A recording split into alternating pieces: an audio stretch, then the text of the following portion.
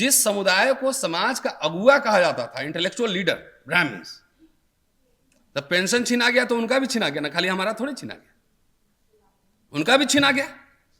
अगर एजुकेशन महंगा हुआ तो उनके लिए भी हुआ। सारे ब्राह्मण राजपुरोहित थोड़ी बन जाएंगे। ये बहुसंख्यक लोग अपने लिए जीने वाले लोग हैं, सिर्फ अपना सोचते हैं, मेरा घर। अपने घर की तीसरी पीढ़ी क्या करेगी इसका अंदाजा नहीं है। भारतीय संविधान और गणराज्य बना, इंडियन रिपब्लिक, मैं ये नहीं कह रहा हूं कि घी की नदियां बन रही थी, कभी नहीं बन रही थी। खासतौर से दलितों के लिए मैं कह रहा हूं, दलितों के लिए तो कभी घी की नदियां थी ही नहीं। 545 सांसद बन सकते हैं, 403 विधानसभा बन सकते हैं उत्तर प्रदेश में, 243 बिहार में बन सकते हैं, 6000 एमएलए बन सकते हैं। लेकिन नौकरियां तो लाखों मिल सकती हैं, लाखों लाख लोग नौकरी कर सकते हैं और एमपी से ज्यादा तनख्वाह पा सकते हैं। जात जात का खेला खेलो, आजकल दलित सब, पिछड़ा भी पालकी ढो रहा है मनुस्मृति का, हिंदू संविधान का, पता है कि नहीं?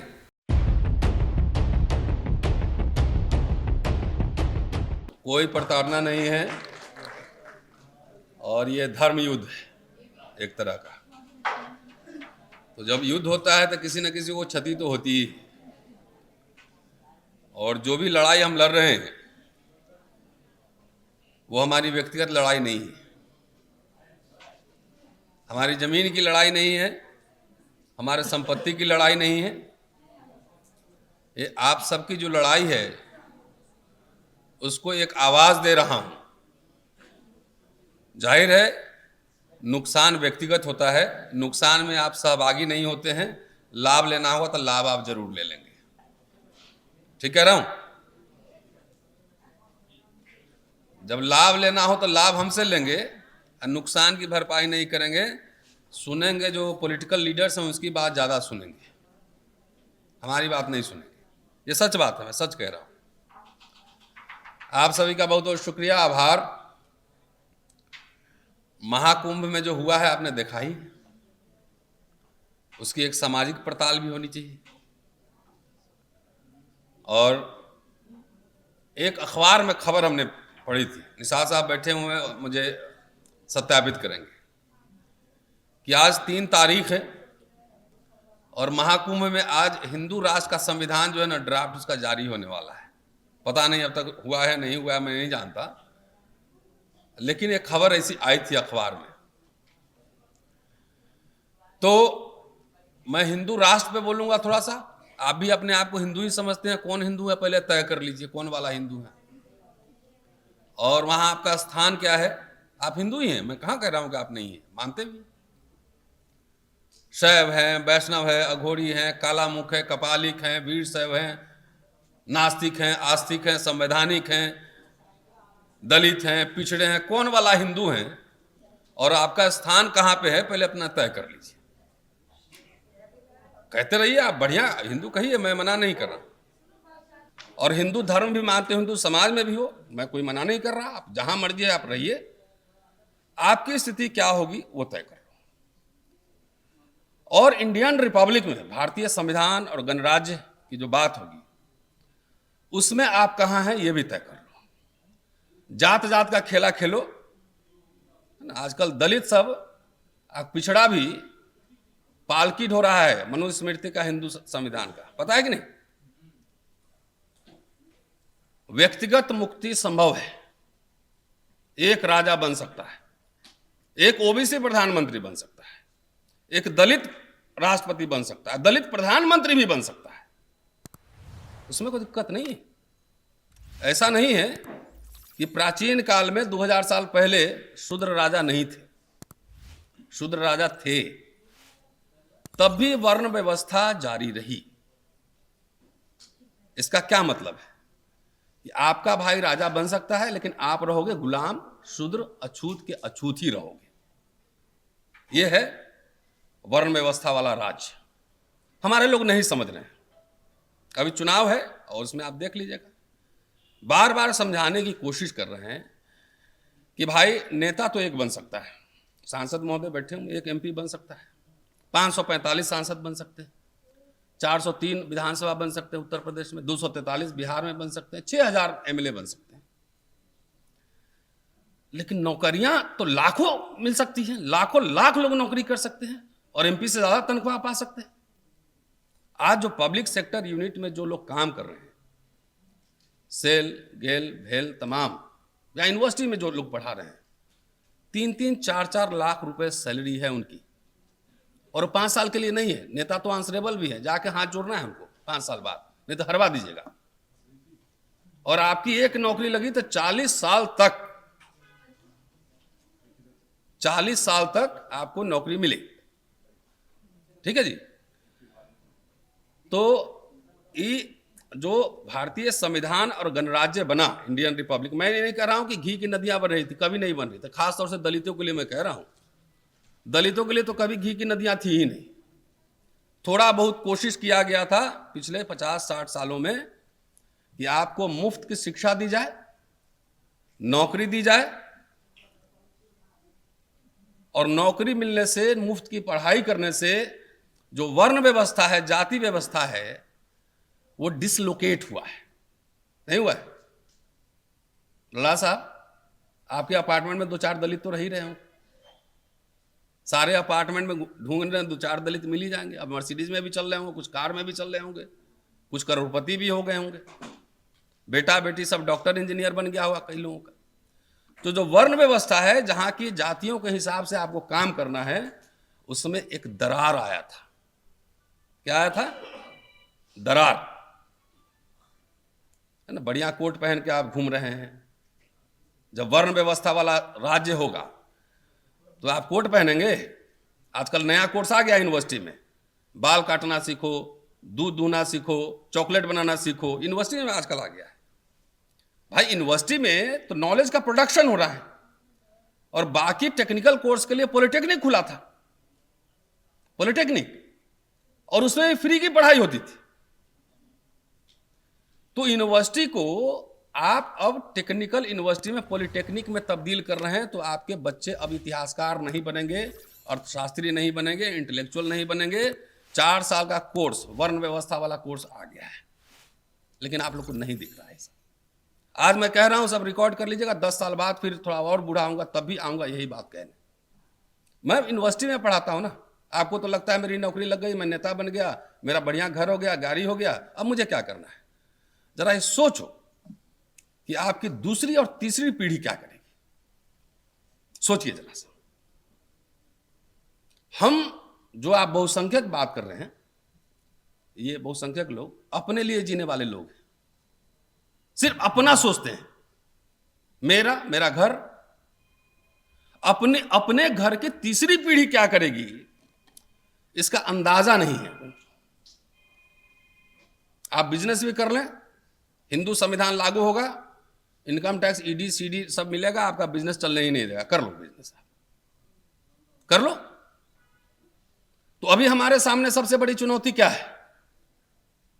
हमारे सामने सबसे बड़ी चुनौती है वो भारतीय संविधान और भारतीय गणराज्य, इंडियन रिपब्लिक की रक्षा करना है। क्योंकि आपको जो मिला वो भारतीय संविधान से और भारतीय गणराज्य में मिला, इंडियन रिपब्लिक में मिला। और हिंदू राष्ट्र जिसको आप कहते हो, हिंदू राष्ट्र नहीं, बेसिकली कुछ और राष्ट्र है, आपको नहीं पता। आपको तो खुशी होता होगा कि हम भी हिंदू हैं, वो आपको उसमें कुछ न मिलने वाला है, कुछ नहीं मिलेगा। और आपको ही नहीं, आज तो मैं आया था अल्पसंख्यक पे बोलने, बहुसंख्यक पे बोलने नहीं, कि मैं आज सवर्ण और खास तौर से ब्राह्मण पर बोलने आया था। कि भारत में जो अर्बन मिडिल क्लास, शहरी मध्यम वर्ग का जो निर्माण हुआ है, वो सरकारी प्रयास से हुआ है। फ्री का एजुकेशन, उसमें दलित लोग को थोड़ा वजीफा भी, फ्रीशिप भी, स्कॉलरशिप भी मिल रहा था कि नहीं? आप लोग जो पुराने लोग हैं बताइए, मिला कि नहीं? मुझे भी मिला, सब मिल रहा था। तो उससे पढ़ के आए तो बाबू बने, आईएएस बने, कलेक्टर बने, जज बने, वकील बने, कुछ बने, सरकारी प्रयास से बना था। जवाहरलाल नेहरू, अंबेडकर में बहुत मतभेद थे, मान सकता हूं। गांधी और अंबेडकर में मतभेद थे, मान सकता हूं। लेकिन आज ये तीनों होते और सामने गोलवलकर और सावरकर होता, तो ये तीनों एक तरफ होते और उससे लड़ते। नहीं, आज मैंने कहा ना कि पालकी ढो रहा है दलित और पिछड़ा लोग हिंदू राष्ट्र का। बाबा साहब को पढ़ता भी नहीं है कि जब अनुसूचित जाति संघ का संविधान लिखा गया था 1951 में, जब मैनिफेस्टो उन्होंने स्पष्ट रूप से कहा था कि आरएसएस, हिंदू महासभा जैसे संगठनों से हमारा कोई समझौता नहीं होगा। स्पष्ट जाकर देख लीजिए, मैं थोड़ी कह रहा, 1951 का घोषणा पत्र। क्या ये बात दलित नेताओं को जो एमएलए एमपी मंत्री बनने के चक्कर में पागल, आवाज नहीं निकलती अंदर, जानते हैं क्या हो, मुझे पता है, निशाद साहब बता देंगे अंदर क्या हो रहा है। मूर्ति बन के बैठा हुआ है, बंगला ले लो भाई, कार ले लो, रहो इधर। मैं उस दिन एक प्रोग्राम में कह रहा था कि मैं आजकल जगजीवन बाबू को पढ़ रहा हूं, जगजीवन राम, और बहुत इंटरेस्टिंग भाषण सब है उनके, और मैं किताब भी लिखने की योजना बना रहा हूं, लेकिन आप लोग इसके लिए कोई मदद नहीं करेंगे, क्योंकि पढ़ना लिखना इंटेलेक्चुअल काम करना सोचना हमारे समाज में लगता है कि सब फ्री का काम है। फ्री का, इसमें ऐसे ही हो जाता है, सोचने में कोई पैसा लगता है, लिखने में कोई पैसा लगता है, ये हमारा समाज समझता है। इसीलिए दलित पिछड़ा लोग आज तक कोई शोध संस्थान नहीं बनाया, आज तक कोई हिस्टोरियन पैदा नहीं किया। ये मेरी आलोचना है अपने समाज की। आप करोड़ों अरबों रुपए चंदा लिए गए हैं, ऐसा नहीं कि नहीं लिए गए, करोड़ों अरबों रुपए, लेकिन 10 बच्चा को विदेश में पीएचडी नहीं करवाया। क्यों? पढ़ना लिखना कोई आपके इंटरेस्ट में है ही नहीं, कोई इंटरेस्ट नहीं है शोध रिसर्च में। आप आज उत्तर प्रदेश में हुआ कि प्रमोशन रिजर्वेशन बिल फाड़ दिया गया, सुनते हैं? क्या आपको पता है कि 1957 में बाबू जगजीवन राम ने रेलवे में रिजर्वेशन इन प्रमोशन लागू कर दिया था बगैर कैबिनेट अप्रूवल के, पता है? और ये मद्रास हाई कोर्ट में इसको चैलेंज किया गया था। मद्रास हाई कोर्ट में बाबू जगजीवन राम हार गए और सुप्रीम कोर्ट में आया, सुप्रीम कोर्ट में जीते। फ्री का एजुकेशन आपको ऐसे मिल गया था, कोई लड़ तो रहा था अंदर, कोई पॉलिसी तो बना रहा था। लाखों लाख नौकरियां टेलीग्राफ, रेलवे, एग्रीकल्चर मिनिस्ट्री में आप ही बताइए। मैं उस समय को मैंने नहीं देखा है, लेकिन मैं पढ़ जरूर रहा हूं। तो जो लोग आपको नौकरियां दे रहे थे, शिक्षा के लिए अवसर मुहैया करा रहे थे, वो सारे लोग मनुवादी थे, सारे लोग गद्दार थे। हिंदू राष्ट्र में सब आपका छीना जा रहा है, अब नौकरियां नहीं है, शिक्षा महंगा हो रहा है, तो इससे आपको मोहब्बत है। तो ऐसे दलित पिछड़ा, चाहे मेरा भाई क्यों ना हो, वैसे व्यक्ति को हराना हमारा पहला नैतिक कर्तव्य है। मेरा भाई भी क्यों नहीं हो, यही मैंने शपथ दिलवाई थी पिछले साल 29-30 जनवरी को, याद होगा। लेकिन तब भी आप लोग जो बात सुनते नहीं। मैंने शपथ दिलवाई थी कि जात तो छोड़ो, अपना भाई बाप भी अगर आरएसएस बीजेपी के साथ खड़ा रहेगा तो उसको हरवाने के लिए 1 लाख रुपया जेब से खर्चा करके मैं जाऊंगा। मैं गया भी था, लेकिन नहीं, बेटा को टिकट मिल गया बीजेपी से, तो सारा जात घर चल देता है। एक बेटा को एमएलए बनाएगा, बाकी का गला काट लेगा। ये बात समझाने आया। आप मुझे बताओ, ओबीसी जो रिजर्वेशन है वो बीपी सिंह ने लागू किया, डेर रिकमेंडेशन। अर्जुन सिंह साहब, उस समय उनसे मिलता था, सूरज जी यहां बैठे हुए कहीं, हम सूरज जी लगातार अर्जुन जी से मिलते थे ओबीसी रिजर्वेशन को लेकर। उन्होंने एजुकेशन में लागू किया। कभी आप अपने प्रधानमंत्री जी को पिछड़ा कहते हैं, उनसे पूछा कि ओबीसी के लिए आपने कोई कमीशन बनाया क्या, कोई नौकरियां दी क्या, पूछा कभी? तो भारतीय गणराज्य में जो आपको मिला था थोड़ा बहुत मैं कह रहा हूं, ये नहीं कह रहा हूं घी की नदियां बह रही, वो इनके आरएसएस बीजेपी के राज में वो आपसे छीन लिए जाएंगे, और छीने जा रहे हैं। 10 साल में आप बताओ कितनी नौकरियां निकली, लेकिन नौकरी आपको करना नहीं। आपको सबको हुक्मरान बनना है, राजा बनना है, ठेका कर लेना नहीं है। अरबों रुपए के ठेके सरकारी होते हैं। बिजनेस करना नहीं है, भागीदारी सुनिश्चित नहीं करना है। तो जिसको आप अल्पसंख्यक कह रहे हैं, उनकी भी हालत ठीक नहीं है। मैं आपको बता रहा हूं, अभी सूरज जी से बात करते मैं आ रहा था, हमने सरकारी नौकरियों में सबसे ज्यादा कौन था, पहले ये बताइए। सवर्ण और विशेष रूप से ब्राह्मण। इफेक्ट है ना, जहां जाते त्रिवेदी जी, मिश्रा जी बोर्ड लगा रहता है, हर जाइए पार्लियामेंट में। तो जब गरीब भारत था तो गरीब भारत में यूनिवर्सिटी, कॉलेज, विश्वविद्यालय खोले गए और नौकरियां दी गई, और सबसे बड़ी बात पेंशन दी गई। आप लोग पेंशनर हैं कि नहीं? बहुत लोग बैठे होंगे। पेंशन दी गई। जब अटल बिहारी वाजपेयी आए, हिंदू राष्ट्र में स्वागत है आपका, आइए। तो हम तो मजदूरी कर लेंगे। जिस समुदाय को समाज का अगुआ कहा जाता था, इंटेलेक्चुअल लीडर, ब्राह्मण्स, तब पेंशन छीना गया तो उनका भी छीना गया ना, खाली हमारा थोड़ी छीना गया, उनका भी छीना गया। अगर एजुकेशन महंगा हुआ तो उनके लिए भी हुआ। सारे ब्राह्मण राजपुरोहित थोड़ी बन जाएंगे। तो अटल जी आए तो सब लोग वो डफली बजा रहे थे कि अटल जी आ गए, अब हिंदू राष्ट्र बनेगा। तो हिंदू राष्ट्र में स्वागत है, पहले पेंशन छीनो इनका हिंदू राष्ट्र में। आरएसएस बीजेपी का जो रूल है भाई, ब्राह्मण को तो पहले गांव में सब बोलते थे ना, पंडित जी नमस्ते, हैं, पांव लागी। आज बहराइच में एक ब्राह्मण लड़का मारा गया। ब्राह्मण समाज को अब ये लोग दंगाई बना रहे हैं। सबसे नुकसान समझिए, खाली यही मत समझिए कि हमारा नुकसान हो रहा है। नौकरियां गई तो खाली हमारी थोड़ी जा रही, उनकी भी जा रही ना। आज दिल्ली विश्वविद्यालय में पढ़ाता हूं, पहले एडहॉक की व्यवस्था थी कि अगर मैं छुट्टी पे गया तो मेरे जगह जो नया लड़का आएगा पढ़ाने, उसको पूरी सैलरी मिलती थी। आज के तारीख में वो बच्चा एडहॉक पढ़ा रहा हो तो 1.25 लाख रुपए तनख्वाह होती। मोदी जी आए और बोले एडहॉक खत्म करो, गेस्ट लगाओ। तो गेस्ट में क्या होता है, महीना भर काम करोगे तो 30,000 40,000 रुपया बनेगा, आपको एक्सपीरियंस भी काउंट नहीं होगा। तो पढ़ा कौन रहे आपसे ज्यादा? वहां तो सवर्ण और ब्राह्मण पढ़ा रहे हैं। तो हिंदू राष्ट्र में उनका भी स्वागत है। 1.25 लाख पे 30,000 पे आ गए ना। गरीब भारत में हरित क्रांति हो रही थी।